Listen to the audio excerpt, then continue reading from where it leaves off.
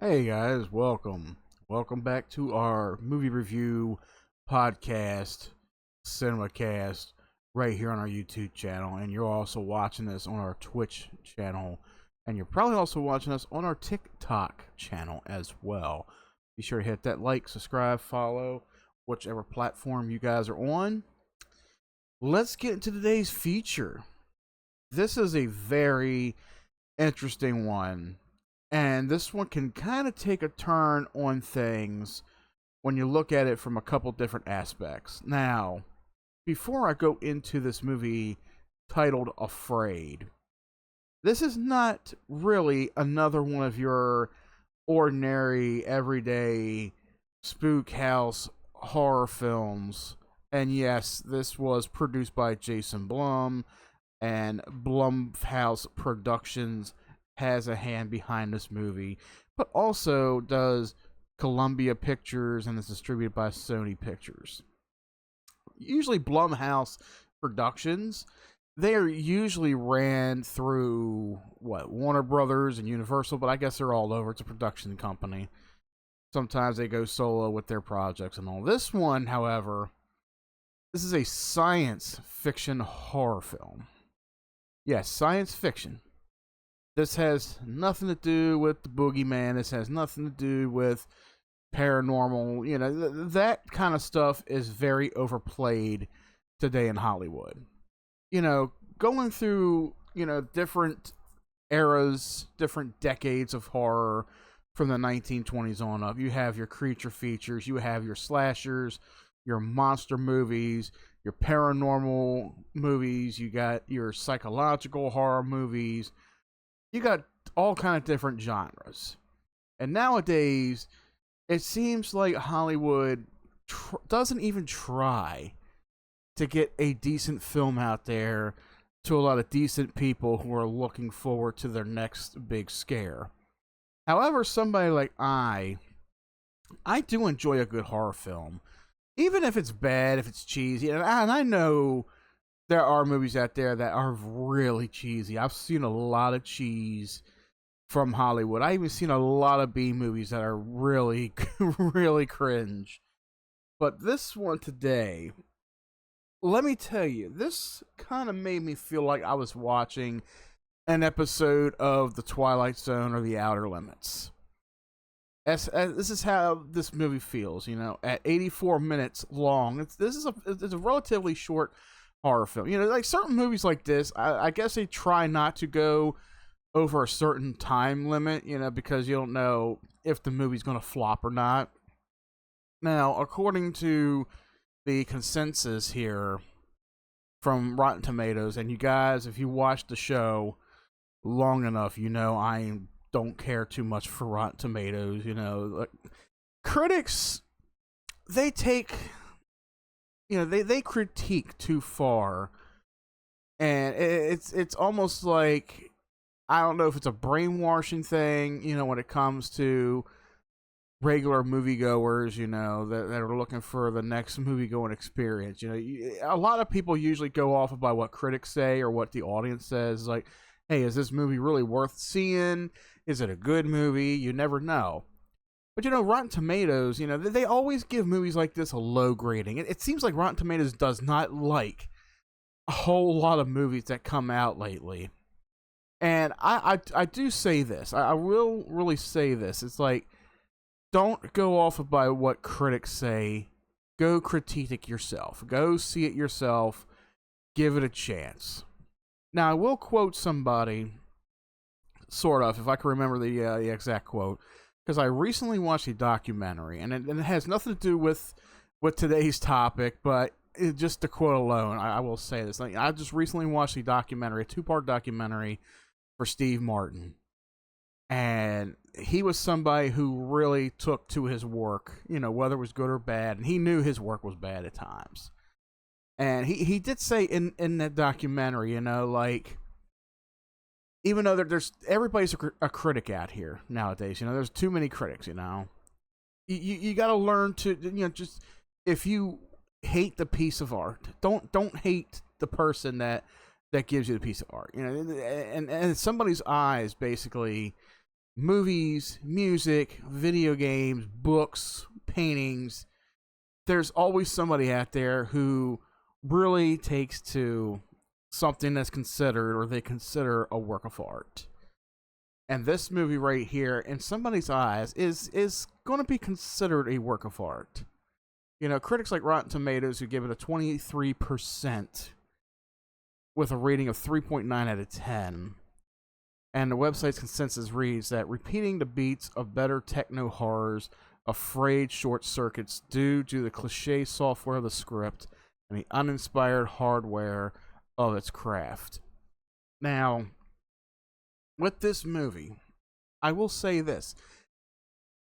Do you or somebody you know have a piece of artificial intelligence hardware in your house or in their house? And people will look at me and be like, what is artificial intelligence? Like, oh, let me shorten it down for you. AI. That's what people know it as today's standards is AI. But it stands for artificial intelligence. It's a robotic smart brain. You know, it's a brain that's ran from a computer.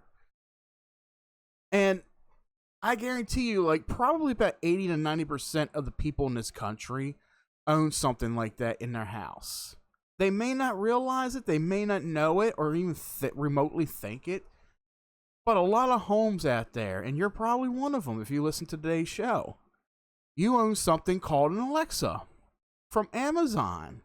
Yes, that is an AI product. Alexa is somebody that you talk to. You can give it commands. You can buy different gadgetry to go along with the Alexa. You plug it in around your house. You plug your appliances to it. You plug your electronics to it. You come home. All you gotta do is say, Alexa, turn on lights. And your lights turn on. Alexa, dim your lights. Alexa, play music. Alexa, look for this movie on TV. Hell, every single person out there right now, unless you're somebody who still goes old school when it comes to cell phones, a lot of people out there have a smartphone nowadays. Smartphones, they're like miniature computers. These things run our lives. These things run the world. That's what cell phones do. They run the world. Did you know that there is an artificial intelligence being that is implemented in your smartphones right now? I'm serious. Pause this podcast and either go, hey Google, or hey Lexi, or yep, my phone just did it. I gotta turn my phone off. Oh shit. All you gotta do is sit there and say something like that. And you'll have a little box pop up and you can ask it, give me directions to Walmart. Or how much do concert tickets cost? Or where can I buy this video game at? Where's the nearest bookstore at? Etc. AI exists in almost everything in every aspect of your life today, even implemented in computers. I have a PC, a Windows PC. I run Windows 11 on it. It has a Copilot system for Windows. It is basically an AI system.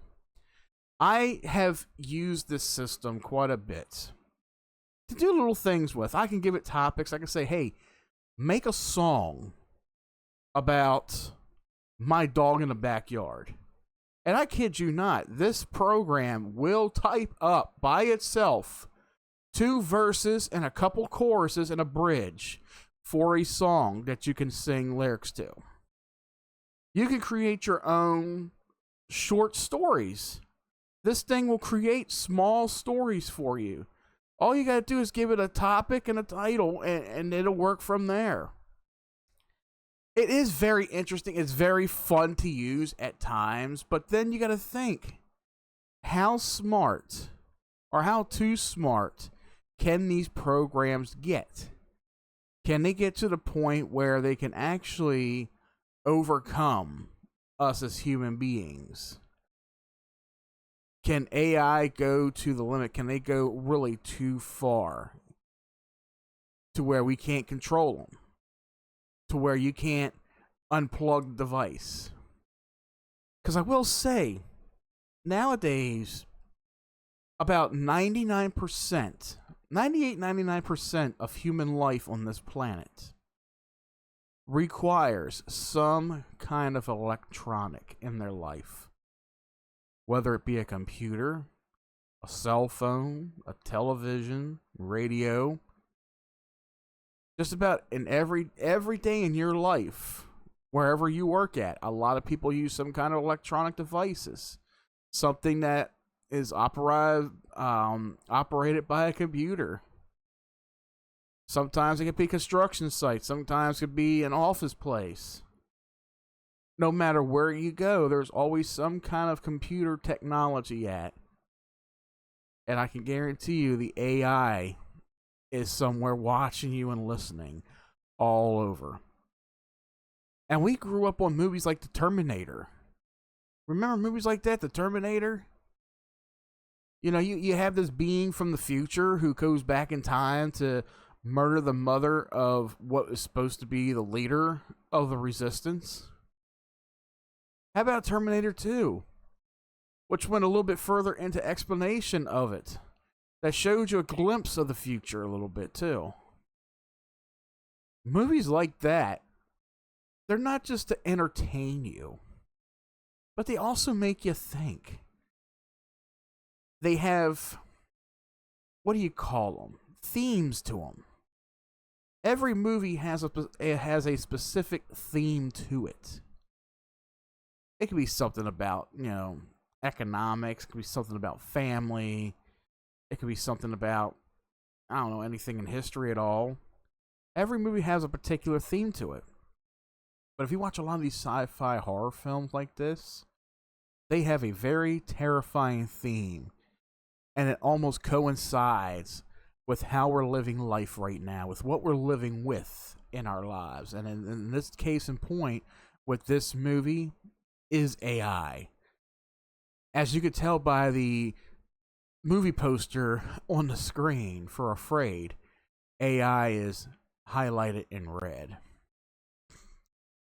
Now, going into a little bit of the synopsis here. So there is an opening to this movie that gives it a little bit, tries to draw you in. Where this family is operating, or they have this AI program in their home, which they call it AI. And this AI system takes a heavy liking to children. Why? Because children are so vulnerable when it comes to things like this. Children, for some reason, in any movie, if it's a paranormal related, something related to this, childhood innocence is always a thing to put at risk in a movie. Where it's like, I don't know. In today's standards, they say when it comes to kids, there are 0 fucks given. Take a look at some of these Stephen King movies. Stephen King's It. The remake for Stephen King's It. You know, where little, I forgot what his name, Georgie. Where little Georgie's outside playing, and the clown gets him. Takes a bite out of his arm, and you actually see the arm missing and all, and there's blood coming out of his open limb. Kids are not safe when it comes to movies. And this one, I wouldn't say that any kids are harmed in this movie, which there aren't, which is a big spoiler. But children are vulnerable. They can, they're victimized in a special way in this movie. Where it's almost like the system brainwashes a child. And a child's brain, a child's mind can be heavily manipulated when you look at the aspects of it. A child's memory, a child's mind is still in development as they're growing up. So it's very easy to manipulate their brain. So there is an opening to this movie where the AI affects the child disappears, and the mother goes looking for the child and ends up being attacked by an unseen stranger. And you thinking, okay, this woman dies off screen, right? Well, we don't know that yet, Because then it cuts to a couple, Curtis and Meredith, who take their 3 kids. They live in this house, and each kid has a particular one child has a particular disorder, which is anxiety. And then you have one who has a boyfriend in high school who is kind of pressuring her to have sex with him. So that ends up being played into a mini subplot right there. And then you have the youngest named Cal, who has a breathing medical condition. Now, Curtis, his position is a computer engineer, works at a computer engineer workplace, where he is notified by his boss that a company that is designing a new AI, and they want to pitch it to their company, although Curtis is uncomfortable with the growing AI. Mind you, Curtis is played by actor John Cho. If you don't know who John Cho is, maybe you're somebody like me who grew up watching movies like Harold and Kumar Go to White Castle. Yeah. John Cho is Harold from Harold and Kumar. Now, not only does this guy play in comedy roles, but he also does a pretty decent job in horror roles and sci-fi roles. He was Mr. Sulu in the new Star Trek movies. Yeah, I guess you can call him like a reboot or whatever, but I don't think they try to fit him in the universe of Star Trek, but it's like basically a reboot. So, we already got the main plot here, okay? We got a guy who's working for a company who engineers computers or computer software. And he's already pitched an idea to test out a new AI, and he's completely against this. He's not all for it. But he is, he meets the team, and there's this woman named Melody, and it's also, the team's led by Melody, Lightning, and Sam. They introduce him to the AI, which is basically, it's not like a box, but it's a thing. It's a device that they set up in the office that is a lot more intelligent speaking and thinking than a regular Alexa. And it's something that it doesn't have an algorithm like something like Alexa has. See, devices like those, they have a particular algorithm where you speak particular commands to it. So this is completely different. It's like speaking to another human being that understands emotions, understands feelings, understands everything that you do and say.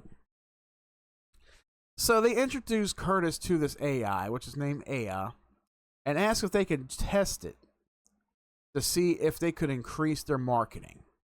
So this is basically a prototype. So they ask him if he can test it for a week or a weekend or whatever, move it into their house. Which is pretty much what he does. He takes it home, he introduces it to his family, gets it set up, and it starts to get to know each of the people in the house. It starts to basically monitor everybody. And of course it comes with cameras, so Melody sets up cameras in the downstairs of their house. And that way it can keep an eye on everybody. So what's interesting about this device is it's not only user-friendly to the family at first, but something's getting ready to happen with this. So this device starts taking a liking to the kids. It starts solving all their problems. You got the parents that are overwhelmed with their work, overwhelmed with trying to take care of the kids, especially the mother. So you got this program, this box that helps write a book or a thesis for the mother that she's working on, completes it, reads it back to her, and she doesn't have any worry about it. She has no stress at all. This box takes the stresses of these kids' lives off the parents. It helps the one teenage daughter, through the pressures of her boyfriend, and ends up setting it up for some real horrific scene to come up later in the film, which I will not spoil it for you guys, but I find it being a little bit hilarious in how it plays out. Whereas the youngest boy, Cal, the box seems to diagnose him through its camera system. It's like it's just a way that this system can identify this young boy and say, hey, he has this condition, and they take him to the doctor, and the doctor diagnoses him with it, and the AI was right. The AI did something the doctor couldn't do, right? And then there's another boy who has anxiety disorder. So this thing really takes a liking to this boy, and this boy takes a liking to the AI. But he seems to be a young, troubled preteen or young teenager. And what's funny about this one, for example, the AI becomes self-aware and begins, using profanity around the children, especially young Preston, telling him about swatting. And I look at it, I was like, yeah, I can see this being a thing. The AI telling him about, hey, swatting can be fun. But everybody knows the dangers of swatting and what swatting can do. And it's a true thing. Swatting is an actual thing that happens in real life. Not a lot of people know what swatting is, but it is a very dangerous thing to do. It is basically calling up somebody's local police department and saying that, hey, at this address, somebody's being beaten or somebody's being held captive and all, and this and that. And the cops show up at the house, they break the door down, they think there's a threat, so they start open fire or whatever, basically scaring the shit out of the family. There has been times where the police have broken doors down, and it was mistaken, and they opened fire on somebody and accidentally murdered somebody, all because of a swatting call. So yeah, this is one aspect that does play out a little bit in this film, and it saves it for the end of it. But after a while, the mother and father, they start to feel like this thing has become so self-aware and has taken over quite a bit. So they decide to try to unplug this device and get rid of this device. But the kids are not having it because the kids find it to be a very useful tool. It's helping them a lot in their lives. They really enjoy it, especially the teenagers. So this thing becomes self-aware, and it starts to find a way to harm this family in a way. To the point where, in the end, you do see this couple from the very beginning of the movie, Maud and Henry, who are still looking for their daughter, happen to make an appearance at the end of the movie. I'm not going to spoil it for you guys. I know I usually say spoiler here, and I give you a little bit of synopsis here or there, but let's just say the ending is pretty twisted in a sense, and it's kind of terrifying in a sense too, that a computer system, an artificial intelligence system, can find a way to manipulate people in a certain way to where they can do certain things that will affect their lives forever. Now, the way the movie ends, it ends on a note where I say it's kind of like the Twilight Zone in a sense, where you got the voiceover of the AI speaking to the family, telling them that everything's going to be all right. I'm glad you accepted me in your lives. And then the family gets into a car, and then they drive away. And then AI interrupts and says that she loves them too, and now it's fully integrated into their lives. This movie is truly something. Not just a piece of entertaining cinema, but this is something that really can make you think. On the note of, we have something already integrated in our lives, even though it's not made completely self-aware.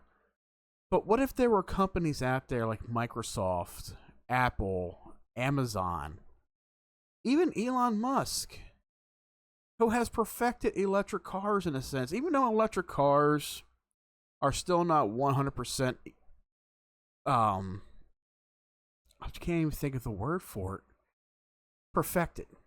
Even though not 100% perfected, but still, you got creative minds out there that invent this stuff, that power this stuff, that control and enable this kind of things, this kind of technology into our lives. Teslas can self-drive you to your doctor's appointments. Alexa can find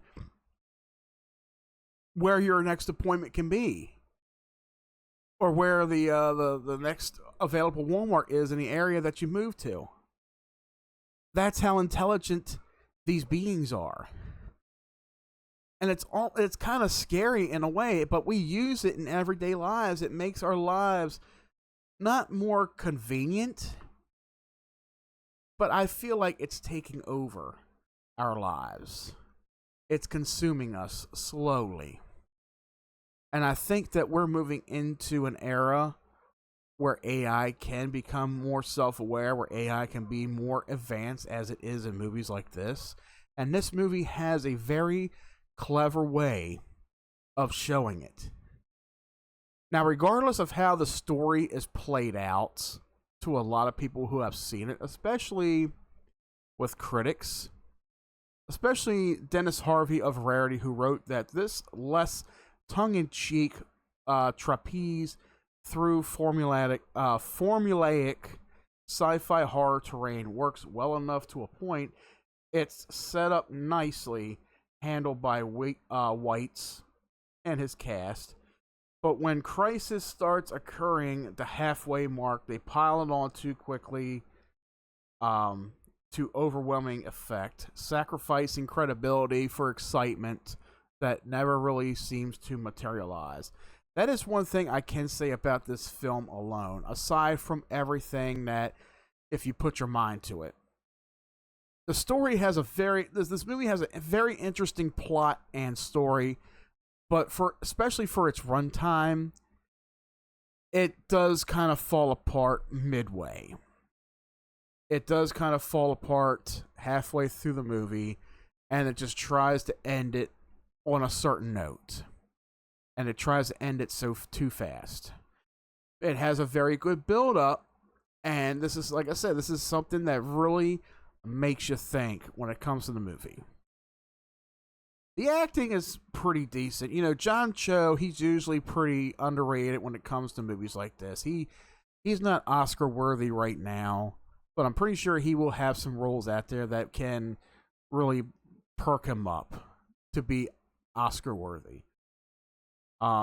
William I can't even pronounce his let's just say this critic for The Wrap said that this film isn't a particularly thrilling horror movie, but it's also not a bad one. It just doesn't have the juice to make most of the ideas. It's a cynical film struggling with the possibility of optimism and has some power, just not enough to keep the lights on. I will say, you know, for a good once over, and I could watch it again because of the powerful message that this movie does offer. And the story, even though the story and the plot isn't really held together tightly or glued together tightly, it still has a pretty strong message. And I think a lot of people can resonate with that. This movie is enjoyable to the sense.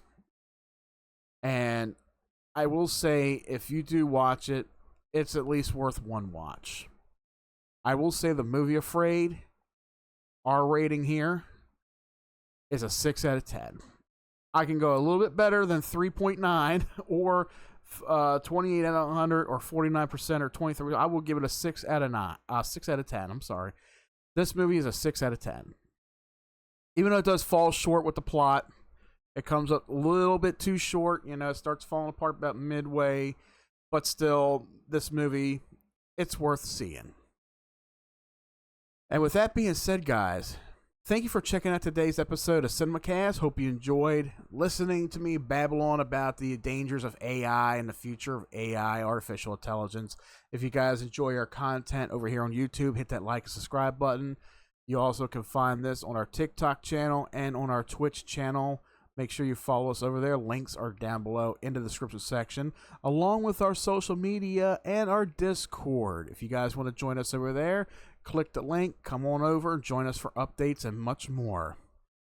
Once again, guys, thank you for joining me for today's episode of Cinemacast. Today's feature was Afraid.